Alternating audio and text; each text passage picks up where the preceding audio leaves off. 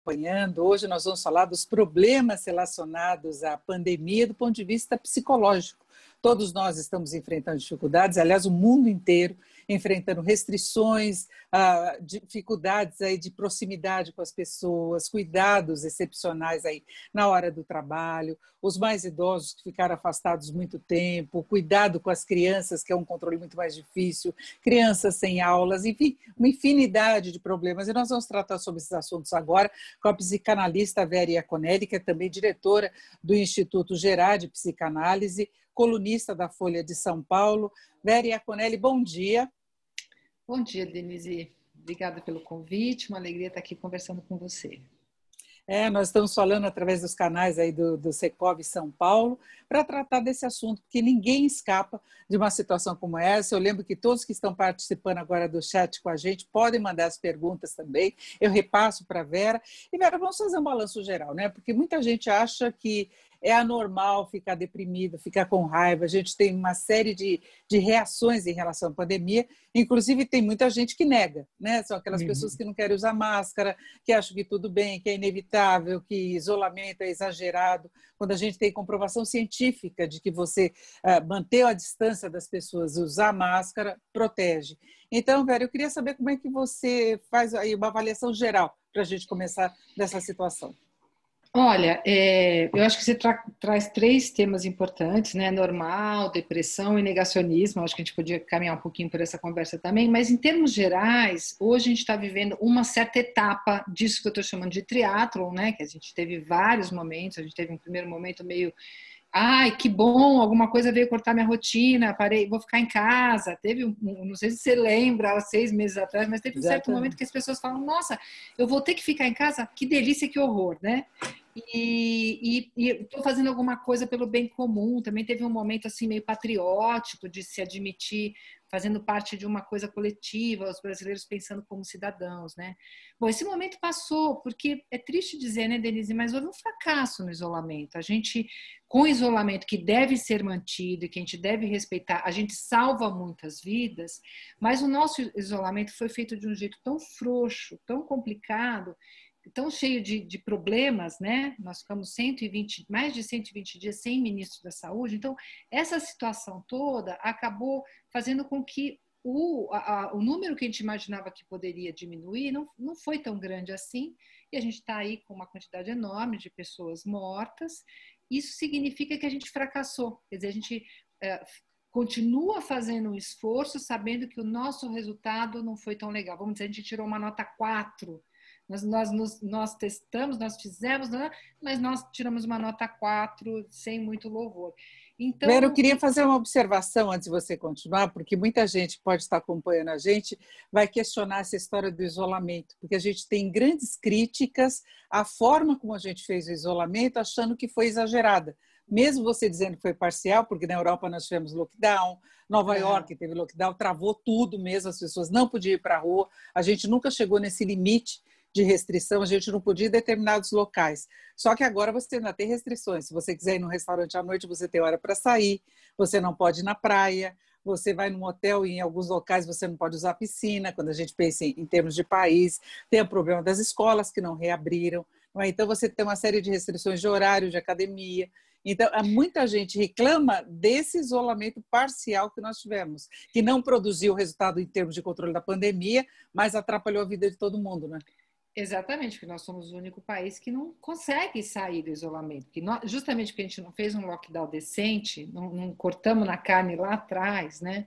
E eu não estou falando das pessoas que têm que sair para trabalhar e pegam condução, não estou falando disso, estou falando das pessoas que poderiam, né? Que não tiveram convicção suficiente de que esse sacrifício era importante, até para a gente ter começo e meio e fim.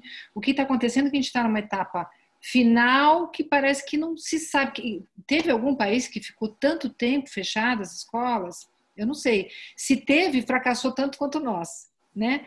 Então a gente tem que fazer essa meia-culpa, tem que repensar e tem quem puder ainda que fique sim o máximo possível dentro de casa, porque a gente ainda tem vidas para salvar. A curva, a gente fala de curva, mas a gente não desce. Essa curva implica numa descida. Essa descida não chegou ainda, né? Só em alguns lugares. Dá uma descidinha só, né? É uma descidinha, quer dizer, então a gente está parado ali em cima E em alguns lugares começa a reduzir, mas muito devagar. Então, em termos psíquicos, a gente está num momento onde já não tem mais aquela convicção toda no isolamento, embora devesse ter, uma sensação de uma coisa interminável, uma sensação de fracasso. E também as pessoas se adaptaram, né, Denise? Quer dizer, quem tinha que resolver como faz em casa com criança, como não faz, sem serviço doméstico. Depois de 6 meses, as coisas foram acontecendo. Sabe o que é muito assustador? Assim, se você perguntar para praticamente todos os profissionais de saúde como é que está o trabalho dele, ele vai, se ele for ortopedista, ele fala, nossa, nunca peguei tanto problema de coluna e tanto problema de cervical como agora. Se você falar com um advogado, nossa, nunca peguei tanto pedido de divórcio. Se você falar com um psicanalista, como eu, nossa, nunca atendi tanto na minha vida, nunca fiz tanta live tentando ajudar as pessoas. A gente está trabalhando muito e está vendo muito adoecimento, muita depressão, muito uso de drogas.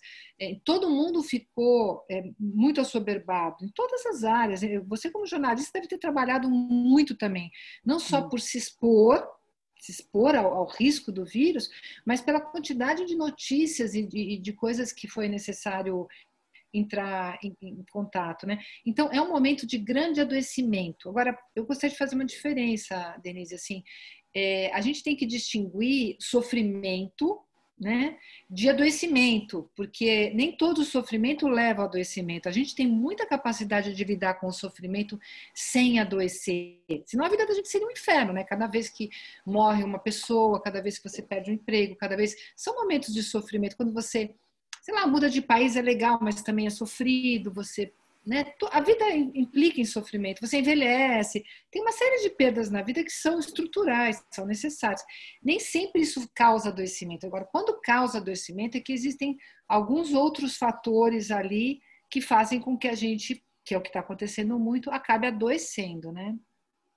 Exatamente, as pessoas manifestam de uma outra forma, a gente vê, assim, surpreendentemente, uma coisa que eu não sei se tem relação, mas muita gente tendo problemas de coração e pessoas morrendo de repente, né? Que você conhece a Sim. quantidade, por exemplo, de jornalistas que morreram, conhecidos, que não foi pelo coronavírus, né? E eu tenho conhecidos, assim, pessoas mais idosas também que de repente não resistiram ao tratamento de uma doença sem ter um agravamento necessariamente. É um abalo à imunidade e à capacidade de resistência também, não é, Vé? Porque para a gente, né, é importante entender que o sistema imunológico ele está totalmente ligado ao sistema afetivo, né? Então, quando você está triste, todas as células do seu corpo estão tristes.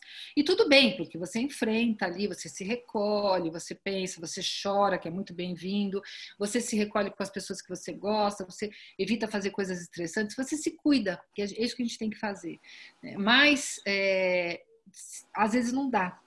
E quando você está ali, já tem às vezes uma comorbidade ou algum fator na vida que é mais estressante, quando junta isso, realmente a chance de morrer é grande. Então, pessoas que já têm uma fragilidade, que estão vivendo momentos difíceis, a gente está muito de olho, porque eu tenho casos de pacientes que estão organizados há 20 anos e que agora, com a pandemia, se desorganizaram, entraram em surto, coisas que a gente estava conseguindo controlar durante todos esses anos, né? Então é muito difícil mesmo, né? E em muitos casos vem com a dificuldade financeira também de gerenciamento das empresas. Porque você pega uma empresa, de repente você estava trabalhando tudo bem, você pega alguns segmentos que a pessoa nunca imaginou que pudesse ter dificuldades, né? Imagina um restaurante super movimentado, que a pessoa estava com aquela certeza de lucratividade, né? A gente não tinha uma crise econômica no horizonte que pudesse atrapalhar. Então a pessoa sabia, olha, tem aquele faturamento legal todo mês,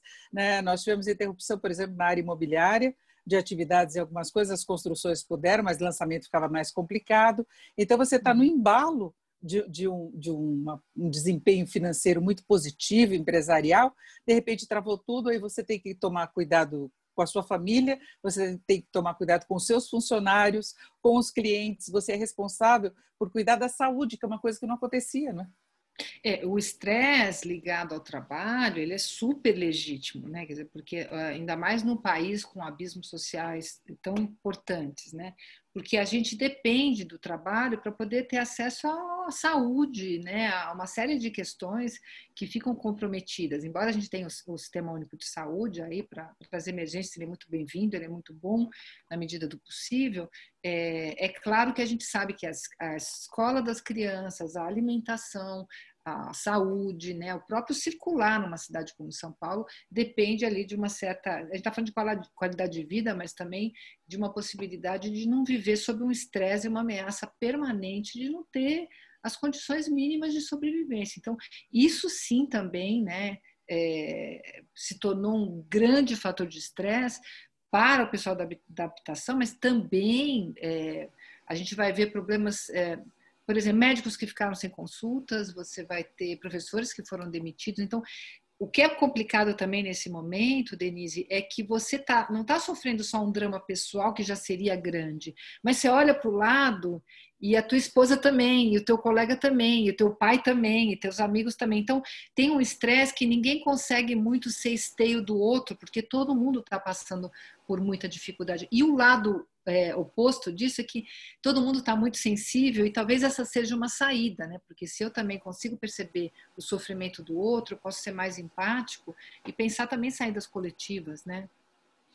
Porque você discute com toda a sua família, com os amigos, conversando, as lives surgiram, tomaram um espaço enorme. De vez em quando você tem alguma proximidade com todos os cuidados, e a discussão é muito em cima disso, né? Que coisa chata você ter que conviver com essa pandemia, que coisa difícil, ficar discutindo, eu uso máscara, eu uso, não uso, eu faço, não faço, um questionando o outro, e tem um certo policiamento também, né? Mas também tem o outro lado, que é essa de poder achar ações coletivas, né? Formas desses grupos, porque todo dia eu também ouço soluções interessantes, todo dia eu ouço pessoas que conseguiram fazer uma novidade ali na sua área, então a gente vai assistir espetáculos de dança virtuais, de companhias de dança que jamais vão poder receber as pessoas ali, e aí você assiste aquilo te traz um alento, porque eles conseguiram ultrapassar, te trouxeram a beleza da arte, né? Coletivos que se formam para ajudar as pessoas a comerem em lugares onde não está chegando a ajuda do governo, quer dizer, as pessoas vão tentando soluções, e isso é muito lindo de ver, porque essa é a nossa resiliência. A gente nunca houve um momento na história da humanidade que a humanidade não teve grandes desafios. Esses grandes desafios são cíclicos. A gente teve guerra, a gente tem, né, agora a pandemia, mas grandes recessões econômicas. Então, é muito importante a gente também ver um lado das soluções que a gente foi encontrando para vencer esses desafios, porque uma vez eles ultrapassados, a gente adquire coisas também sobre a gente, mas também no plano coletivo, né? Nós temos shows em drive, no sistema de drive, nós temos agora cinema dessa forma, exposições de arte que você vai com o carro, que é uma coisa que você não imaginava muito, né? Algumas coisas estão retornando, teve as lives musicais de início, que foi uma coisa muito forte. Agora, a Vera, quando que a pessoa percebe que ela passou daquele sofrimento normal, dessa angústia que é normal e inevitável numa situação desafiadora como agora, e que ela de fato precisa de ajuda, que tipo de ajuda que ela vai buscar? Perfeito, Denise. Assim, olha, sofrer faz parte, tá? Sofrer, chorar, acordar de mau humor, faz parte totalmente do humano e ok. Quando é que o adoecimento começa? É quando você não tem nenhum respiro, né? O sofrimento, ele meio que é o tom permanente da tua existência, né? Quando, junto com o sofrimento, vem um pensamento de que nada vale a pena, era melhor não estar vivo, ou quando isso nem passa pela cabeça, mas aparecem alguns sintomas psicossomáticos. A insônia que não vai, que não vai, que não vai, que não vai, você não consegue comer, você come demais, você dorme demais. Todos os sintomas que são muito exagerados, né? E que vão criando ali a vida vai ficando muito arrastada. Claro que a vida de todo mundo está um tanto arrastada, está muito chato isso daqui. Não está Tudo normal. bem. Não está Não tá normal. normal. Não usem isso como proporção. Mas a gente tem que poder, a gente tem um mecanismo maravilhoso, humano, que a arte também entra nisso, mas assim, de ter e poder narrar o nosso sofrimento. Para a gente é muito importante narrar o sofrimento, ou seja, poder nomear, poder falar para o outro, poder encontrar alguém, não é para transformar o marido, a esposa, o filho em terapeuta, não é isso, mas pessoas com quem você possa compartilhar o teu sofrimento e falar, olha, eu estou pensando assim, eu estou me sentindo muito mal, eu estou pensando que a vida não vale a pena, eu estou achando que eu não valho nada porque agora eu perdi meu trabalho, quer dizer, e se você achar que isso na tua família, entre os seus amigos, não tem uma escuta bacana, porque as pessoas sofrem mais do que você quando você conta, você se sente constrangido de contar porque o outro vai sofrer. Isso que é bom dos terapeutas e dos grupos terapêuticos, né? Você pode falar tudo para a pessoa, porque como não são as pessoas que você mais ama na vida, você não está mais preocupado com elas do que com você mesmo. Então, neste momento que você precisa falar e não encontra lugares, o que aconteceu com a pandemia, né? Muitas ofertas de atendimentos psicológicos. Você não precisa estar desesperado para procurar um grupo terapêutico ou um atendimento psicológico, né? Às vezes 1, 2 consultas podem fazer muita diferença no momento de crise, né? Está com um sofrimento muito grande, não está encontrando espaços para falar de si, está com sintomas psicossomáticos que você não está entendendo muito, porque aquela enxaqueca se repete, se repete, se repete. Às vezes é a virtualidade, né? Mas às vezes é porque tem alguma coisa a mais. Vale a pena procurar, inclusive, muitos atendimentos gratuitos que as instituições estão oferecendo aí para as pessoas poderem falar de si e dar um outro destino para esse sofrimento, né? Aliás, foi uma das adaptações que aconteceram, foi exatamente isso, esse atendimento online, né, de psicólogos, de psiquiatras, psicoterapeutas, medicina de modo geral. Né, atendimento médico, as pessoas tinham medo de ir em consultórios fechados também para tratamento de outras doenças, então fez parte dessa adaptação. Quais os caminhos para a pessoa procurar ajuda, a pessoa que nunca fez qualquer tipo de terapia, e tem muita gente que tem preconceito, né? Era que a pessoa achar, não preciso disso, né? Não gosto disso, nunca fui, é coisa de maluco, né? Então, geralmente as pessoas que têm preconceito são pessoas que às vezes falta um pouco de conhecimento, né? Porque, ok, tudo bem, é uma área de saber, nem todo mundo precisa conhecer os trabalhos dos psis, né? Também porque teve uma cultura de isso é coisa de louco, mas louco todos somos um pouco, então tudo bem, né? Para mim foi muito bom. Eu só posso dizer em nome próprio, viu, Denise?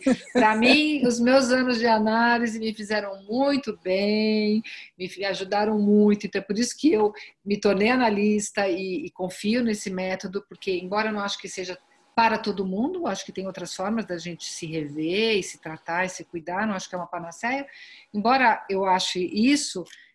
Não ir porque é coisa de louco é curioso, é uma coisa muito antiga. Na verdade, se trata mais de você criar um espaço na tua agenda, no teu tempo, que é totalmente dedicado ao trabalho, à família, aos amigos, a outras coisas que não você diretamente, um espaço para se escutar. Não se trata de você ter ali alguém que vai dizer o que você vai fazer ou deixar de fazer, mas um espaço. Que privilégio, né? Que você poder ter um espaço onde alguém vai te escutar e vai te ajudar a se escutar, né? Então, olha que legal, a gente, no mundo da loucura, do tempo é dinheiro, poder ir na contramão disso e começar a se escutar e ver em nome de que eu estou fazendo as coisas que eu estou fazendo. E hoje a gente tem, e você fala muito bem, né? A gente quebrou um tabu, porque para os psicanalistas e para os psicólogos, o atendimento à distância era uma coisa muito excepcional, em circunstâncias excepcionais, mesmo um pouco visto como, será que não? Só que em 6 meses de trabalho, muita supervisão, muito fórum de discussão, muito trabalho escrito sobre a virtualidade, a gente já conhece bem o que ela tem de bom e o que ela tem de ruim, né? As incríveis vantagens que ela cria e as limitações também. Então, é uma possibilidade muito legal. Hoje eu voltei para o consultório alguns dias da semana, porque tem alguns pacientes que não conseguiram se adaptar e eles realmente precisam continuar, mas muitos pacientes continuam no virtual e provavelmente continuarão, né? Porque se tornou possível atender nessa condição. Né? E acaba sendo mais rápido também, né? Você não tem aquela coisa de locomoção, você pega um horáriozinho no teu dia e você consegue já ter o acesso, né? Então, criou um acesso, porque muitas pessoas jamais pensavam que seriam capazes de ter, porque não tem agenda, porque é longe, porque São Paulo é um trânsito terrível, porque é caro, e tudo isso torna caro, porque você tem que reservar um horário da tua agenda. Então, viabilizou. Então, hoje a gente atende jovens da periferia que jamais pensaram que podiam ter acesso à psicanálise, sabe assim? Porque ele reserva ali uns 10 minutinhos para entrar no clima, e aí ele liga e fala, pode ser com câmera ou só áudio, né? E tornou mais acessível. É lindo ver isso que está acontecendo, em grupo ou individual. Agora, você perguntou por onde, né? Aí aquela o santo Google, né? De dar uma googada, atendimentos psi gratuitos ou virtuais, alguns são pagos, né? Enfim, dar uma pesquisada e procurar instituições conhecidas, né? Você tem a USP, você tem a PUC, você tem instituições aí que são conhecidas e que tem até uma lista dessas instituições que logo Tem de que ver se cara... você se identifica também, não é? Porque você pode começar a falar com uma pessoa que não é exatamente o que você está esperando e não necessariamente Sim, o melhor para você, não é? O tipo que de serve... conversa que você vai ter tratamento. Perfeito, porque serve o mesmo critério para o médico, né? Ah, o médico é ótimo, você chegou lá, o santo não cruzou, ele pode até ser ótimo, mas alguma coisa ali não rolou, não tem problema, entendeu? Pode procurar outra Troca. pessoa, troca, né? Troca, eu acho que é importante, né? Eu marquei uma consulta e agora eu estou condenado. Gente, pelo amor de Deus. Principalmente para psicólogo e psicanalista, para quem o desejo do sujeito é soberano, né? Então, é muito, muito importante. E tá havendo um verdadeiro movimento. Isso, quando eu disse das coisas lindas que podem surgir com esse sofrimento todo, né? Tá existindo uma repopularização da psicanálise, da psicologia, que era uma coisa que acontecia nos anos 20, quando ela foi criada, 1920, né? Então, passados 100 anos, a gente retoma a pensar a psicanálise como uma possibilidade de escolha para todos. Não vai ser o tratamento para todos, porque nem todo mundo quer, nem precisa, nem deseja, encontra outras formas de se escutar, mas de acesso universal, que é uma aspiração da psicanálise lá no começo, né? Agora, Vera, nós temos dois extremos aí de problemas, né? Nós temos de um lado os mais velhos, que ficaram mais isolados e em alguns casos isolados de uma forma muito radical, porque no começo não se sabia dos cuidados que você poderia ter, por exemplo, com relação à máscara, sabe? Que você não podia, não necessariamente precisa ser um agente de contaminação dos seus pais, dos seus avós. E as pessoas ficaram muito isoladas e profissionais, porque a gente sabe que hoje a faixa etária dos profissionais pode ir muito longe, a pessoa precisava trabalhar e vinha aquela recomendação, olha, mais de 60 anos é grupo de risco, se pegar vai morrer, veio aquela ideia muito, muito radical disso daí. E as pessoas tiveram mais problemas, mais restrições, tanto quem estava na vida ativa, né, independente da idade, você tem pessoas com mais de 80 anos trabalhando e trabalhando muito e muito bem, e tem aquele outro que está com 80 anos com muitas deficiências de fato. E na outra ponta, as crianças. Como é que você lida com as crianças que estão perdendo a convivência com os amiguinhos, que estão perdendo a escola, mesmo no acesso online é uma coisa mais difícil. Algumas famílias conseguiram lidar muito bem com essa situação, até porque os pais tinham uma capacidade de adaptação maior, e outros que os pais não participavam muito, é difícil, é um desafio. Então, eu queria que você falasse desses extremos.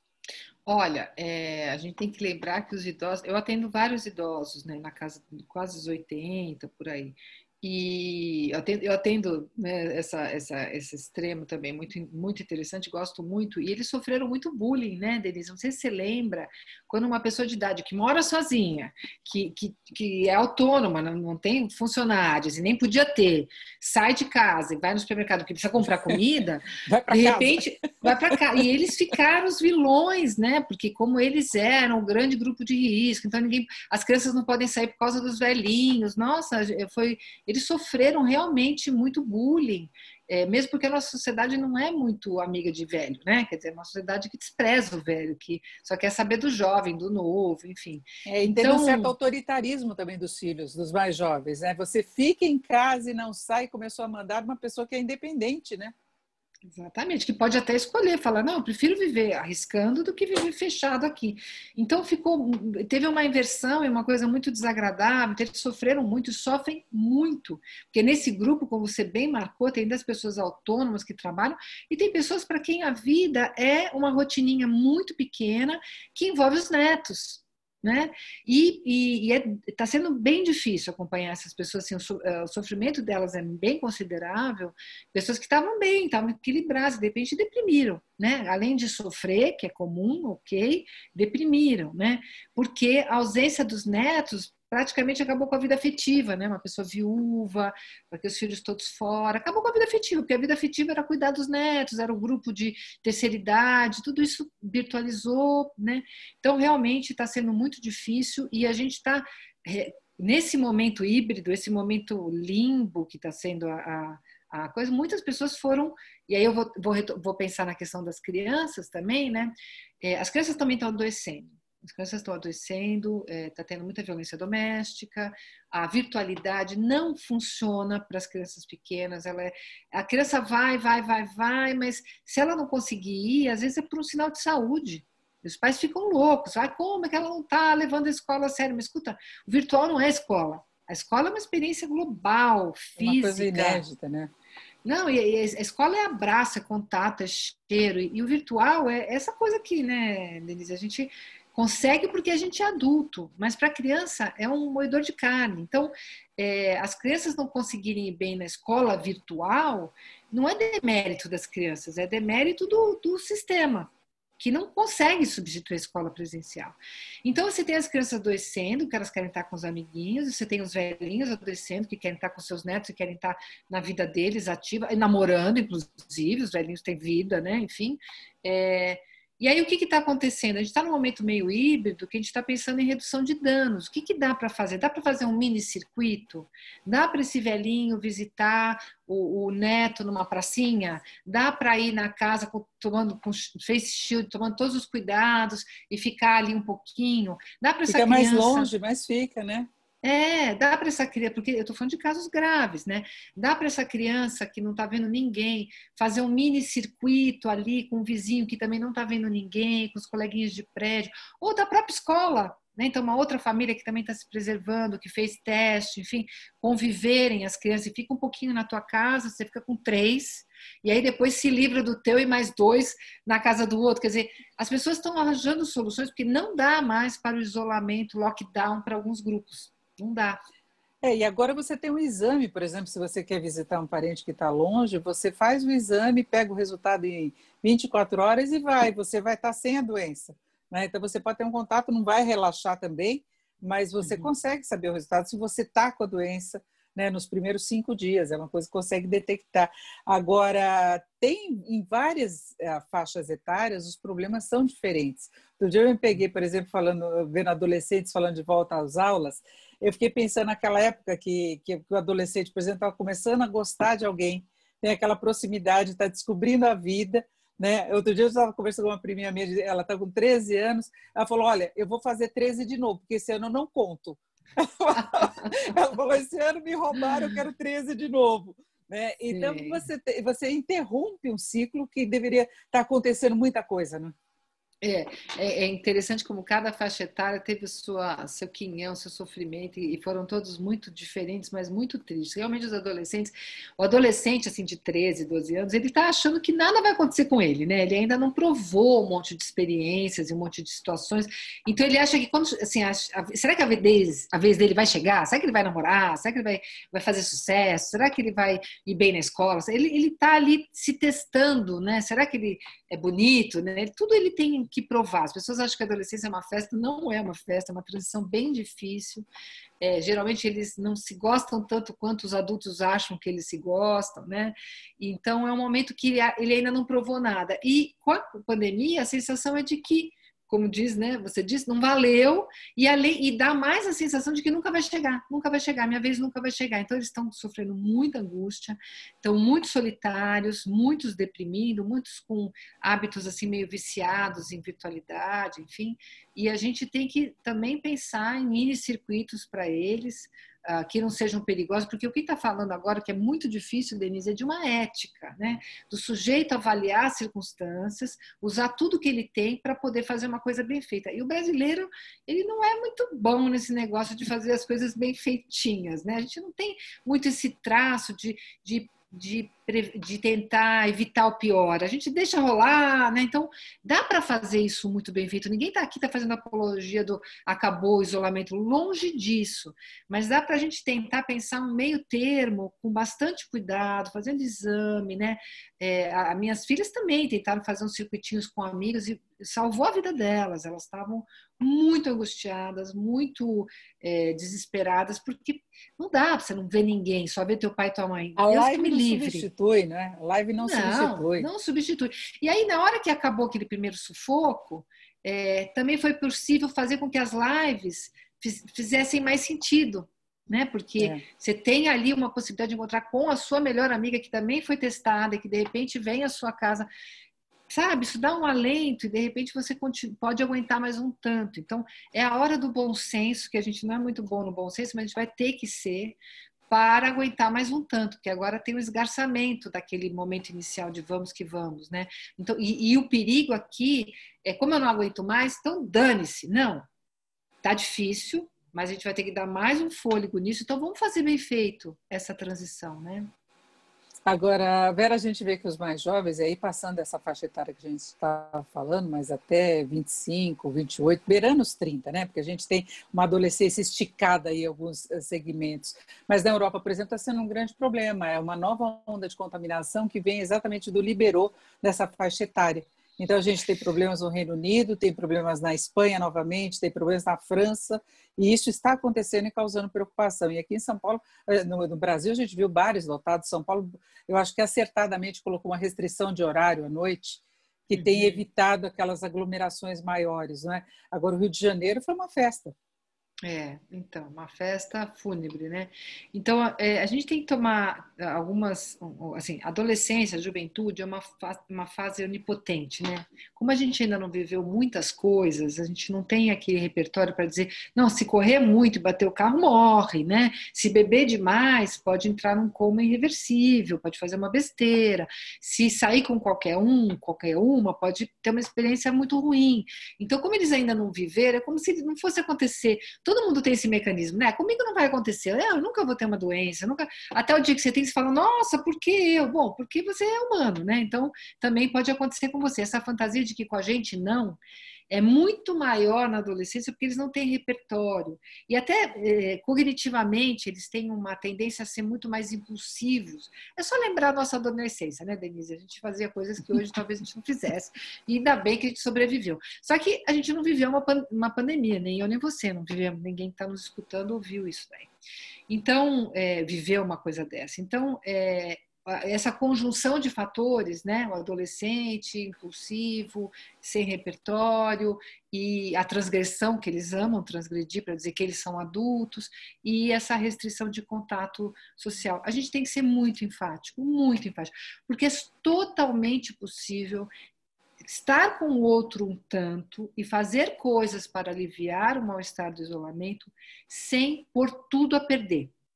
Existe um aumento de risco, óbvio, mas sem pôr tudo a perder. Então, eu considero essa atitude uma atitude não cidadã, uma atitude irresponsável e que, infelizmente, foi tomando um cunho meio de coragem, vocês são trouxa que estão em casa, coisa de, né, foi sendo politizada, né, foi sendo desvirtuada. É uma questão sanitária. Ponto, assunto final. Não tem mais o que cada um usa, né, politicamente, ideologicamente, é bobagem isso. É uma questão sanitária e os países que fizeram direito saíram melhor. E os que não estão fazendo estão voltando. Então, gente, não tem muito que ficar discutindo. Não é ideológico o negócio, né? É científico. E se a gente não acredita... Tá. Tem essa questão política também que coloca, que traz uma certa angústia e que deturpa um pouco a avaliação das pessoas, né? Nós tivemos aí grandes dirigentes, né? Eu acho que o exemplo do Trump nos Estados Unidos, Bolsonaro aqui no Brasil, que desde o começo acharam que as restrições não deveriam acontecer. Talvez as restrições tenham sido mais exageradas de início, porque não se sabia como lidar com a doença, aquela história, não usa máscara, se você estiver doente, você fica dentro de casa, você não se mistura com os outros, não procura ajuda. Né? Muita gente até teve um agravamento do caso por causa disso, mas aos poucos a ciência conseguiu avançar. Mas ficou essa discussão política. O primeiro-ministro do Reino Unido, por exemplo, ele só mudou de ideia na hora que ele ficou doente. e teve um agravamento da situação. Agora, a gente vê aqui, por exemplo, Brasília ainda tem uma contaminação altíssima. A posse do Fux foi uma festa do coronavírus. Né? Na frente de todo mundo, eles estavam de máscara, separados por acrílico e tal. Só que cada dia está tendo um. Já tem 6 que ficaram contaminados naquela reunião, vários de grupo de risco. Né? Então, a gente vê que tem uma politização e uma determinada fatia da população muito bem informada que negou a gravidade da situação e o risco de contágio, né? Tem um uso político, né, nefasto, e quando você fala, é muito interessante falar do Boris Johnson, porque ele pegou e aí ele admitiu, né, aqui o Bolsonaro pegou e continua não admitindo, continua sendo esse lugar politizado. Ele passou bem, talvez, né? Então, mas sabe lá Deus para quem ele passou que não passou tão bem, né? Essa é a grande questão, né? A gente pode passar bem, ufa, mas você é transmissor, né? Quantos casais, eu não sei se teve essa experiência, Denise, quantos casais que eu acompanhei pelas famílias que eu atendo e também de conhecidos, que o marido morreu e a mulher não teve um sintoma. Exatamente. Aí você fala, sabe, é uma coisa terrível, pode acontecer. Então, você não sabe para quem você passou e também não dá para fazer essa conta. Você só pode fazer a conta de eu ter me cuidado o máximo que eu pude. Também não adianta ficar com a culpa de quem você transmitiu, porque se você fez a sua parte, ok, muita gente não fez. Então, esse uso político, se você usa máscara, você é de esquerda, né? Se você não usa máscara, você é bolsonarista. Quer dizer, gente, pelo amor de Deus, esse equívoco, essa manipulação, ela pode ser contabilizada em números de mortes, né? Então, tem um uso do negacionismo, que a negação é um mecanismo que a gente tem, humano, né? Só que ela pode ser feita assim, por má fé. Eu sei que isso daí não pode, mas tudo bem, porque me importa fazer o que eu quero agora e dane-se os outros, às vezes até morre de Covid por causa disso, ou matar alguém. Tem aquela negação que eu não aguento a verdade, então eu prefiro negar e fingir que não está acontecendo porque eu não suporto aquilo, ou por ignorância. E você fala uma coisa importante, a ciência, por definição, ela é um corpo de estudos que se revê, né, que descobre coisas, que volta atrás, porque ela usa testes, ela usa o empirismo, ela avalia os acontecimentos, né? Não podia usar máscara feita em casa, então as pessoas tinham que correr atrás de máscaras que os médicos ficaram com falta de máscaras próprias. Então, tudo isso, mas foi revisto, né? Foi revisto e a gente está agora, depois de 6 meses, com uma vasta experiência e que provavelmente daqui para frente com mais experiência ainda. Então, e as crenças são o oposto da ciência, porque são dogmas. Elas não são baseadas na experiência, são baseadas numa crença.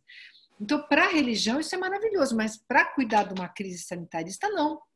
Né? Uma crise sanitária. Então, aí cabe a gente rever para que santo a gente está rezando, né? Quando se trata de uma coisa de vida e morte. Porque, tudo bem, uma vela lá para Deus, para os teus anjos, para os teus santos, é uma coisa, mas... como diz, né? Eles vão dizer para você, reza, mas põe a máscara, né, meu filho? Porque eu só posso fazer a minha parte, eu não posso fazer a outra. Então, a pessoa pode se achar autossuficiente, achar que pode pegar doença, agora precisa pensar no outro, né? Que ela vai ser um agente de transmissão para alguém que ela gosta e pode ser vulnerável, né? E não ter a mesma reação do organismo. Quantas pessoas eu atendi que perderam parentes e se culpavam por ter transmitido o vírus? Gente, vocês não podem imaginar o peso que é isso. Da pessoa saber que foi na festinha, depois encontrou o vovozinho e o vovozinho morreu. E ninguém sabe quem passou, mas pode ser que você não tenha passado para o seu avô. Pode ser. Mas você é transmissor de outras pessoas. Não precisa ser uma fatalidade dentro da sua família, né? Eu acompanho alguns casos que são muito trágicos nesse sentido. Mas você não sabe se você passou para alguém, né? Então, tem uma conjunção de fatores que fez com que os cuidados com a pandemia fossem muito precários, né? Você vê quantas coisas que estão em jogo. Então, e aí tem essa questão da morte e tem o luto que as pessoas vivem em função disso e que foi um luto totalmente atípico, né? Uhum. Porque nós tivemos aí as pessoas que, mesmo quem perdeu parentes conhecidos por outras doenças, que não podiam velar, né? Então você teve um corte abrupto, a pessoa saía da tua vida e acabou, pronto, né? Em pouco tempo, era 15 minutos, estava resolvida a situação. E as pessoas vão carregar isso, né? O luto ele é um processo simbólico, né? Porque, na verdade, uma pessoa morre e você não tem mais o que fazer. No entanto, a gente precisa, para lidar com aquilo, para poder seguir em frente, sem ficar a vida inteira chorando a perda, para a gente poder ficar com aquela cicatriz, com aquela perda, com aquele sofrimento, mas que a vida continue, a gente precisa de um processo simbólico. E esse processo simbólico, ele passa por alguns itens, entre eles o reconhecimento social. Então, que as pessoas possam estar juntas ali, falando disso, e bebendo morto, e sofrendo morto, e falando do morto, falando daquela perda, para que haja uma ação conjunta ali de elaboração. A gente também precisa do reconhecimento social em termos, sabe, que as pessoas falam, bom, você perdeu um ente querido, você tem tantos dias afastados do trabalho, que não vão resolver sua vida, mas eles marcam ali, a gente reconhece que alguma coisa importante aconteceu e você não pode trabalhar. Então, imagina se você perde alguém, no dia seguinte você tem que voltar para o trabalho porque o teu chefe fala, e daí que você perdeu alguém? Isso é impensável. Então, o luto ele tem uma série de considerações importantes que tem que ser observadas. Nesse momento, ele não dá para fazer o luto convencional, mas a gente está encontrando, sim, métodos não tão legais, mas de tentar fazer essa parte simbólica do luto, porque as pessoas não podem acompanhar os caixões, os enterros, é uma coisa terrível. Mas eu tenho depoimentos de pessoas, até saiu, não sei se foi no New York Times, eu não sei, mas no Brasil também teve. As pessoas fazem um Zoom, como a gente está fazendo agora, com as pessoas que conheciam o falecido, e fazem um evento no qual elas lembram, elas cantam as músicas que a pessoa gostava, elas contam anedotas da pessoa, e elas vão ali se consolando, né, e tentando dar algum destino, e outras pessoas podem fazer outras coisas, porque o luto é um processo individual, mas que tem que ser compartilhado, né? Está sendo muito difícil, mas também existem saídas possíveis num momento terrível como esse, né? Porque às vezes a pessoa não consegue ter um abraço dos amigos naquele momento que é difícil, não é? Tem a perda e você está lá isolado e a pessoa é o tipo da pessoa que tem necessidade desse afeto, não é? E você vai ouvir nas notícias, olha, morreu fulano, morreu outro, assim, próximo de você, você vai acompanhando uma coisa que ajuda a reforçar uma reação negativa em muitos casos, né? É porque as pessoas continuam morrendo de outras coisas também, né? Quer dizer, a minha cunhada... E você também não participa, né? A minha cunhada perdeu uma irmã que sofria de um problema há muitos anos no meio da pandemia. Ela falou, sabe, não é nem do Covid, a vida continuou, né? Então, é muito duro e eu acho que a gente tem que encontrar as nossas formas de ir elaborando essas perdas, porque é sempre no nível simbólico, né? É sempre no nível simbólico que você faz isso, é uma coisa interna, mas que tem que ser compartilhada com alguém. Agora, aconteceu uma coisa muito curiosa, os nossos velórios, diferentemente de velórios nos Estados Unidos, na Europa, que tem outros formatos, eles são muito rápidos, né? Muito assim esquisitos às vezes, e nesses eventos de Zoom, você convida só as pessoas realmente próximas e as pessoas têm que falar alguma coisa, quem quiser, tem que manifestar. Acaba que é um outro tipo de encontro que para algumas pessoas tem sido muito, fica gravado como uma lembrança, para algumas pessoas tem sido surpreendentemente acolhedor. Olha que Às vezes tem interessante, até né? missa virtual, né? Quando a pessoa morre, aí Exatamente. benção de sétimo dia, eles estão conseguindo fazer isso. Agora, Vera, tratando do retorno, né? Agora a gente está naquela fase do retorno, torcendo para a vacina vir o mais rápido possível, né? Quem sabe começamos 2021 já com algum grau de imunidade. Aí tem os cuidados, aí a pessoa fica insegura numa série de atividades, e como é que lida com isso? Que dá uma certa angústia. Eu fui outro dia pela primeira vez num restaurante, eu fui meio desconfiada, assim, você vai num negócio... Na hora que eu sentei no restaurante, olha, eu confesso, foi uma coisa meio absurda, mas eu estava emocionada. Sabe quando você olha assim, falei, tá seguro. Eu falei, tá legal, ó, as mesas estão longe, o garçom tá tudo embrulhado. Eu cheguei com o meu álcool, joguei lá, eu senti emoção, porque é uma coisa que eu frequentava muito, né? E eu falei, desde março eu não ia. Eu fui no começo de setembro. Falei, nossa, tô aqui. Então é uma sensação assim de normalidade que não é normal, né? É muito interessante como cada coisa que a gente vai resgatando fica tão preciosa e essa emoção eu compartilho totalmente com você. Vira e mexe assim, me dá uma sensação de ai, que maravilha poder fazer isso de novo. Quer dizer, aquilo que era tão banal, tão sem sentido, tão você nem prestava atenção, entendeu? Então, talvez isso permita a gente dar um outro valor para a nossa experiência no mundo, assim, a experiência de sair, de poder estar nos lugares, estar com as pessoas, encontrar. Uma coisa muito interessante que aconteceu, Denise, eu não sei o que você acha disso, mas eu tenho ouvido isso e tenho vivido isso. A gente encontra um monte de gente que às vezes a gente não quer, né? Que faz parte ali de uma certa rotina meio chata, às vezes até socialmente, né? Se sente meio na obrigação de fazer tal coisa, tal coisa. E agora a gente não pode, mesmo que queira. E isso criou, Desculpa.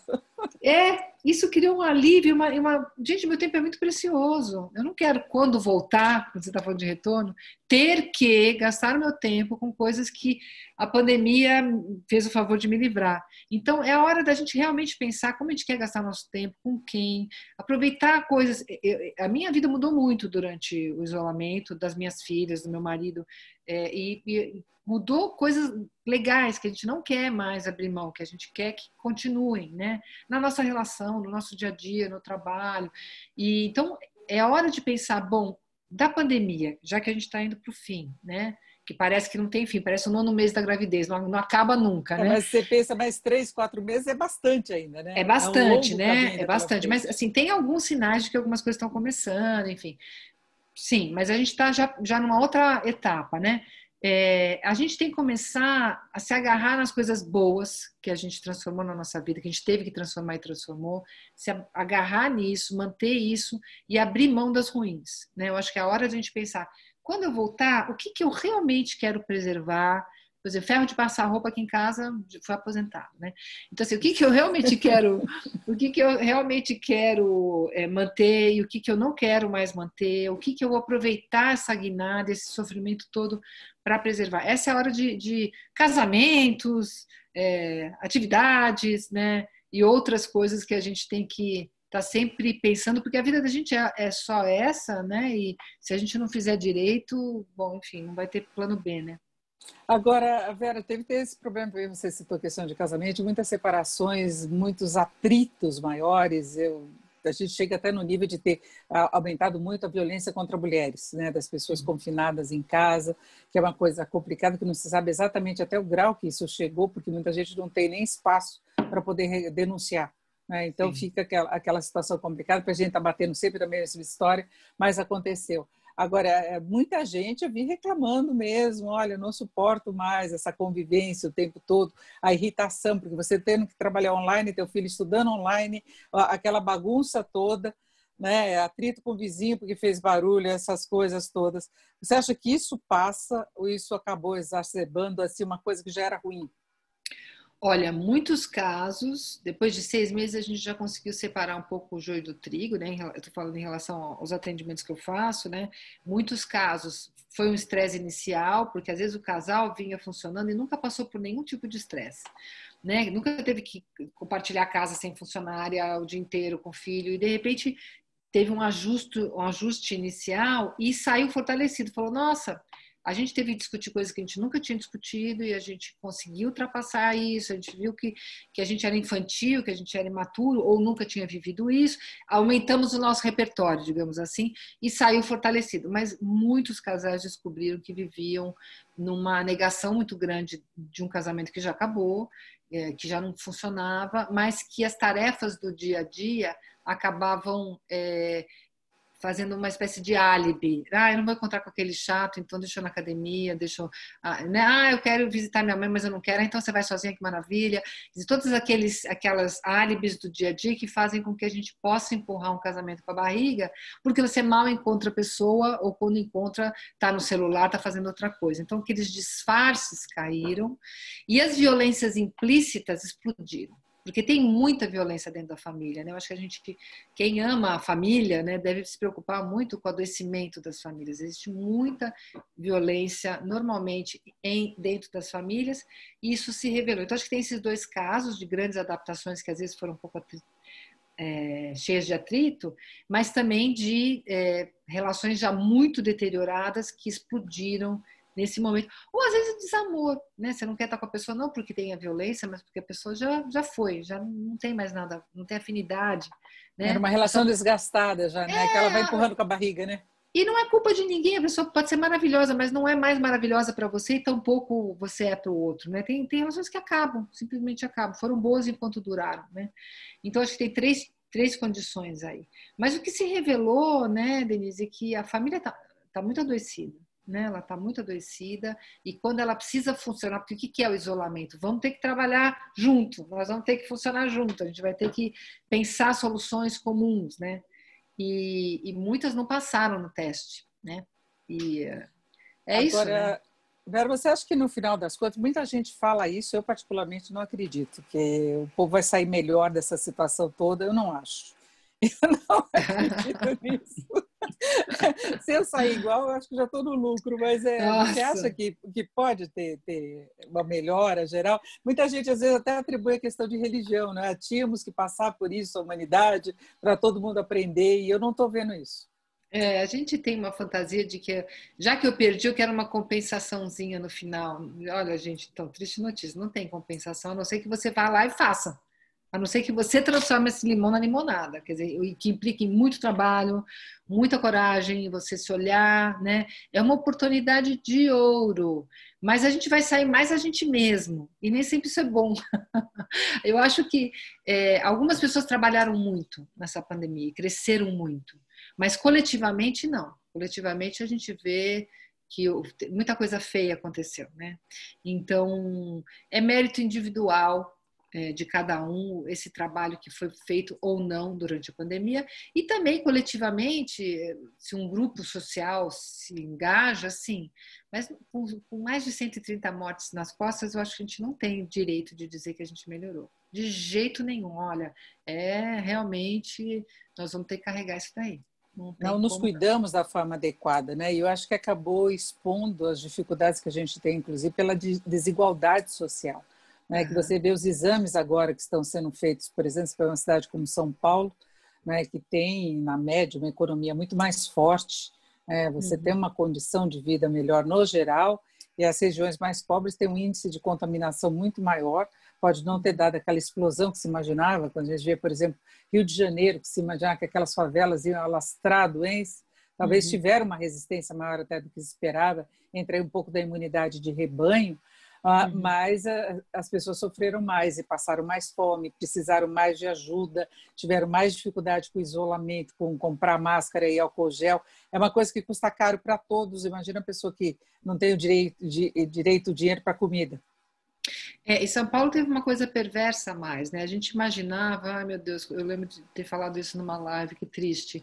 A gente imaginava que o fato de que a chegada de todo mundo no hospital ia fazer com que a elite sentisse na pele o que é não ter um leito de hospital. Só que São Paulo tem uma desproporção gigantesca. A gente tem os leitos de UTI privados são numa quantidade tão grande que isso nunca chegou sequer a ser um risco de fato, né? Isso teria sido que isso na Europa, né, é bem realista, né? Porque na Europa as pessoas, os leitos de UTI, eles são para todos. Então todo mundo teve que disputar um leito de UTI. Aqui não. Aqui só Nos Estados disputou Unidos também mesmo aconteceu isso, né? também, né?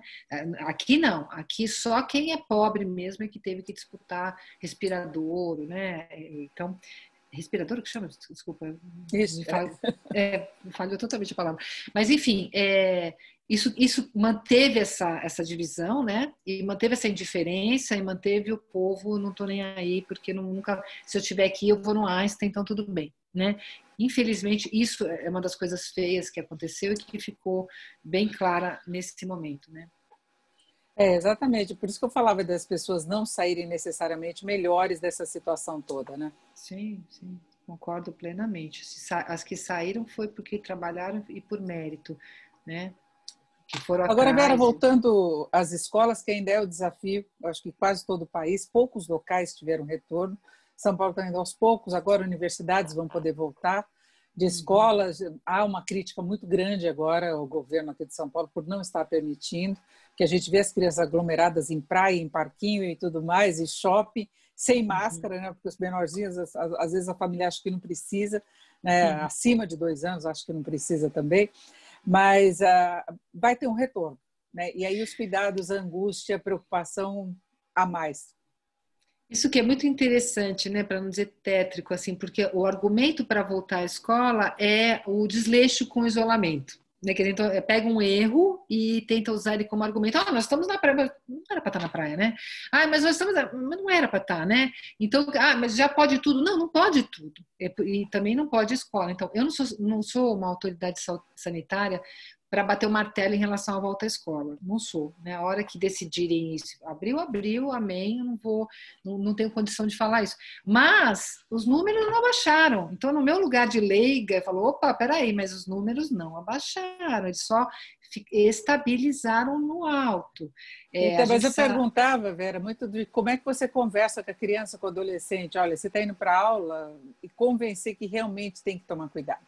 Que não vai chegar lá e ficar abraçando o amiguinho, beijando, brincando, dividindo o lanche. Adolescente foi o que a gente falou, né? O que a gente falar, eles têm que transgredir. Então, já a primeira etapa. Criança, ou ela vai, a criança que conseguir realmente não tocar em ninguém, ela está em pânico. O que acontece? Você mete tanto na cabeça da criança que é perigoso, que muitas crianças ficam panicadas quando saem de casa. Mas a criança, ela tem uma capacidade de abstrair tão grande que ela vai falar, de repente ela não tem noção. Você vê, Denise, a coisa mais hilária, trágico hilário, tá? É o sujeito que está com a máscara o dia inteiro. Não sei se você já viu isso. Ele trabalha numa padaria, ele está com a máscara o dia inteiro. Quando ele vai falar com o cliente, até por uma questão de instintiva, assim, um reflexo, ele tira a máscara. Quando ele está próximo. Na redação também a pessoa isso. Fica de máscara. Perto e tira. Ela tira, porque ela é quase como se fosse muito mal educada, estar com essa focinheira conversando com alguém. Eu não vou ser ouvida. É impressionante. Então, imagina a criança. Como a gente pode pedir para a criança uma coisa que os adultos não conseguem? É hilário a quantidade de adultos que, na hora que se aproxima do outro, tira a máscara para conversar. Aí eu tenho vontade de falar, meu Deus do céu. Eu falo, você pode pedir isso para a criança? Eu falo, gente, qual a lógica disso? Deixar só o nariz para fora, pôr a mão no olho. O olho, as entradas são olho, nariz e boca. Exatamente. Então, não tem um procedimento a mais para recomendar para as crianças, que as crianças ficarem em casa, que tomaram todos os cuidados e, de repente, vão ficar lá com o coleguinha. Vai ter distanciamento, claro que vai ter todo um protocolo. Essa é uma das justificativas até da demora, é para se definir condições mesmo de separar. E aí vai ser um terço, vai ser aquela volta muito complicada, né? Mas vai ter um protocolo para reduzir danos, mas não vai ter um protocolo que vai garantir que não vai ter disseminação. Bom, eu acho o seguinte, na hora que se decidir abrir, a gente tem que preparar o nosso filho para estar lá do jeito possível, mas não dá para deixar a criança paranoica, porque senão ela não vai conseguir entrar na escola. E confiar nos professores, os coitados professores, confiar nos professores que eles vão fazer o melhor possível e todo mundo assumir que nós estamos assumindo um risco e que esse risco é contabilizado em número de mortes. E ok, se a gente está a fim de bancar isso daí, vamos fazer isso. Né? Mas uma hora vai ter que abrir. Exatamente. E os exames têm mostrado, eu acho que a preocupação não é nem tanto com as crianças, mas com as crianças depois tendo contato com adultos, porque o que se percebeu na testagem é que a maior parte é assintomática, né, as crianças. Sim, exatamente. Então, assim, se você abre a escola, você fecha o contato com os avós, que talvez estivesse rolando um pouquinho ali. Quer dizer, eu acho que é uma negociação difícil, mas as crianças, elas deletam. Chega uma hora, alguém me perguntou assim, Vera, quanto tempo leva para a criança entrando na escola voltar a ser mais espontânea? 5 minutos, né? Que eles entram e já vão. Gente, só você vê a criançada na praia louca, né? Tudo, imagina, eles deletam no parquinho. E vão esquecer a pandemia? Vão esquecer. Bom, aquela que é mais retraída vai dizer, não posso chegar perto, mas ela já era retraída, né? Aquela que é mais soltinha vai falar, esqueci, desculpa, abracei minha amiga, né? E é isso. E a gente esquece. A gente esquece. Como assim? Adultos, assim, a gente passa daqui quando normalizar. Não, a gente vai ficar marcado por uma experiência, mas não precisa necessariamente nos prejudicar, que seja uma lição, né? Porque tem um caráter traumático, mas tudo que é traumático também pode criar uma nova forma. E espero que a gente não esqueça. A gente não esqueça o que a gente fez de bom e o que a gente fez de ruim.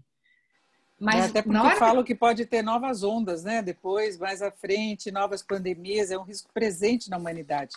A humanidade relaxou com relação a isso, Havia alguns alertas, né, desse contágio, porque a gente tem uma interligação muito forte dos países, aviões para lá e para cá, mercadoria e tudo mais. Em algum momento poderia acontecer, né? E aí a gente vai entrar na questão ecológica, né, Denise? Porque, na verdade, o que criou o vírus foi o contato indiscriminado do humano com a natureza, né? Porque são esses lugares onde se pega animais silvestres, que no Brasil, aliás, o próximo da lista é o Brasil. Foi na China contingencialmente, mas realmente quem entra na mata, pega animal silvestre e come, somos nós, sem nenhum tipo de higiene suficiente. Então, nós somos um criador de vírus desse tipo. Isso a gente já está na lista dos países mais cotados para criar um novo vírus como esse. Então, se a gente não aprender passando tudo que a gente passou, então só vai aprender nunca, nunca. É isso, nós conversamos aqui com a Vera Iaconelli, psicanalista. Vera, eu agradeço muito esse bate-papo aqui, todos que estiveram com a gente até agora, as orientações que você deu, dicas importantíssimas. Vamos seguir em frente, né? A pandemia está aí ainda, né? Lidar com esse cotidiano e torcer para a vacina chegar logo. Mas é isso, eu agradeço muito a sua participação. Nós temos aqui o pessoal que está ouvindo também agradecendo, dando os parabéns. Vera, muito obrigada. Denise, obrigada, sempre uma delícia conversar com você. Uma delícia. Obrigada. E fechamos por aqui mais essa live do Secov. Espero ter sido útil a nossa conversa a todos que estiveram com a gente. Um ótimo dia a todos. É isso. Tchau, tchau, Vera. Tchau.